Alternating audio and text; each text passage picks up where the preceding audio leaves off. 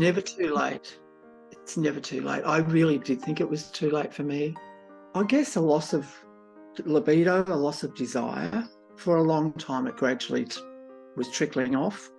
I lost my way. And breast cancer in 2016 was the icing on the cake. We weren't communicating fully because it's hard to have those really hard conversations when you just don't want sex and your partner does.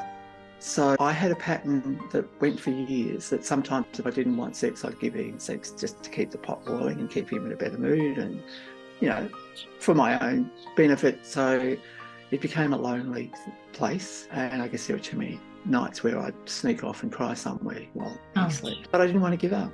I never ever wanted to give up. So I tried a lot of things. So probably within maybe 3 weeks of starting the first course, we started having deep and meaningful conversations, which went pretty hard at first. So whereas in the past those hard conversations would just fritter away and one of us would be hoping that they'd disappear, we basically learnt to communicate with honest, heartfelt. I just found a place, both of us, where we felt safe. We hadn't talked that openly for decades. It was omission by just not saying things or kind of putting on a happy face that it's okay when it wasn't. It was the fact that everyone was being raw and vulnerable, and we were in that safety container of women, which makes a big difference. So it was a great way of practicing that, saying things out loud, finding my voice, giving more things a go, being more open to trying different things. He's gotten more respectful and gentler and more patient as we've gone on because he's understanding more where I'm coming from. And that's really only been this year. So I had to get to the place where I could really explain what I was feeling and how I was feeling it and leaving my body. I don't do that anymore, ever.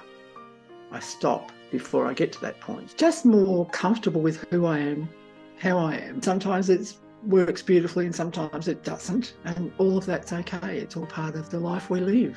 As someone who's almost 70 and whose husband is almost 80, there are definitely ageing challenges. Sometimes I hold Ian and he cries, and sometimes he holds me and I cry. And that wasn't even happening because we were both shutting down and not wanting to hurt the other one by bringing it up or being careful about what we spoke about. Probably when I first came into the first group, it had been 8 months since we had sex. We're maybe only having a full session, going all the way, if you like, maybe once a month. But there's heaps of affection and play and snuggling and cuddling because I've done so much stuff and spent so much money on all this. This is it. I'm going to make this work. This 10-week course, throw myself into it and do everything I can. And I've gotten to a place I'm really happy with, and we'll build on it and keep going. But so many times I think women think of all the other things they can spend their money on that they should, you know, that should thing, where you could spend money on the house or the kids or the grandkids, and we're worth it. We are so worth putting ourselves first in the line for once. A lot of us haven't done it while our families are growing up. It's a gift that I would recommend anyone give themselves. So do it. This one has worked for me beautifully.